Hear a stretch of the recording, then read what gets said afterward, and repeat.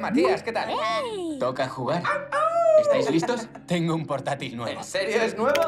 Estaba en un cibercafé donde me siento a currar y veo un portátil que llevan objetos perdidos 3 o 4 ¿Has semanas. robado el ordenador de otro? No lo he robado. Ya, sí, Me parece claro. fatal. Me encontré con una carpeta oculta.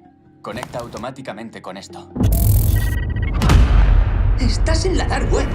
¿Qué es la dark web? Una zona de internet en la que no te localizan. Hay droga, documentación falsa, hasta asesinos a sueldo. Lo hemos pillado. Una especie de mercado de cosas chungas. El ordenador tiene vídeos dentro. Echad un vistazo.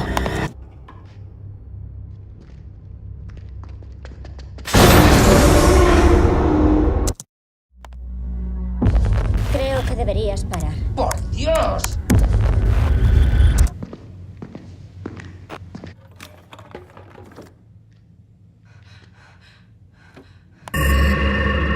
Parecía demasiado real. Yo creo que es real. Es lo que intercambian. ¿El qué? ¡Esos vídeos! Hay que hacer algo y hay que hacerlo ahora.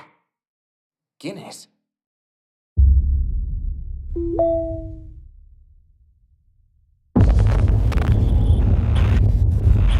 ¿Qué pasa?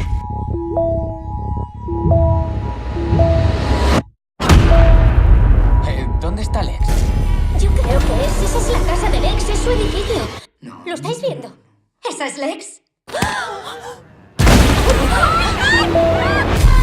¡Ha matado a Alex! ¿Quién? Los que compran los vídeos y eligen a las chicas. ¿Qué es esto? Nos han estado observando. Dios mío. Es mi madre. No.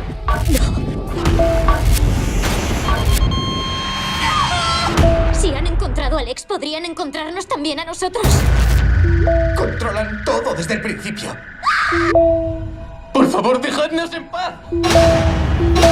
¡Sal de ahí ya! Yo te oigo, ¿sigues ahí? Kelly, no te veo. Yo tampoco. ¡Dejad de ti! ¡Kelly!